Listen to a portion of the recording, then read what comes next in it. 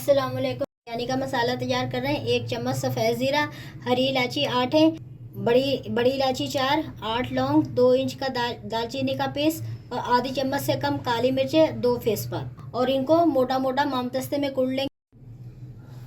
ये 1 पाव तेल है, ये डालेंगे जो 150 ग्राम का है। नॉर्मल इतना ये नाजरीन, हमारे प्याज गोल्डन हो गए। प्याज हर कपड़े की साफी से पकड़ के इस तरह यूँ करके हम सारे प्याज।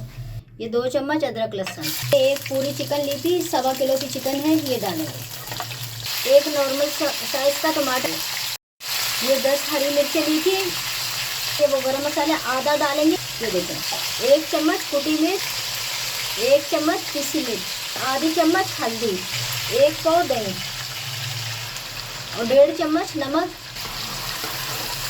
अब तमाम मसाले मिक्स करेंगे। मैं दो से 3 मिनट के लिए ढक्कन ढाक के रख दूंगी। उतार लेंगे, चूल्हा बंद कर देंगे।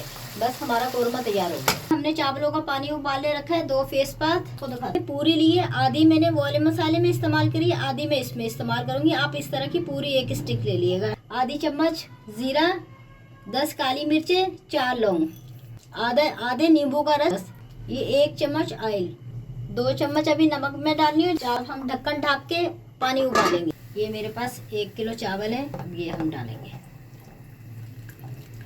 1 चम्मच ऑयल, 4 मिनट तक चावल उबालेंगे। थोड़ा सा कम है, आधी चम्मच मैं नमक और डाल ली हूँ। नाज़रीन, 4 मिनट हो गए। अब हम चूल्हा बंद कर देंगे। हम इस तरह करके 1 प्याली पानी निकाल लेंगे।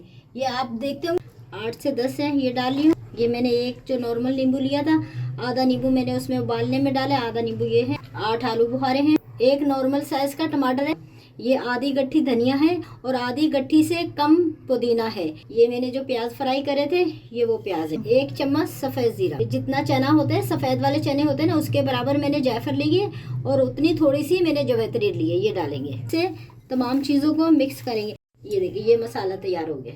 ये जो मैंने मसाला आधा कौरमे में डाला था बिरयानी के, आधा मैंने मसाला रखा था, ये अब हम डालेंगे। ये देखिए, इस तरह करके हम तो चूल्हे की आंच हल्की रखिएगा।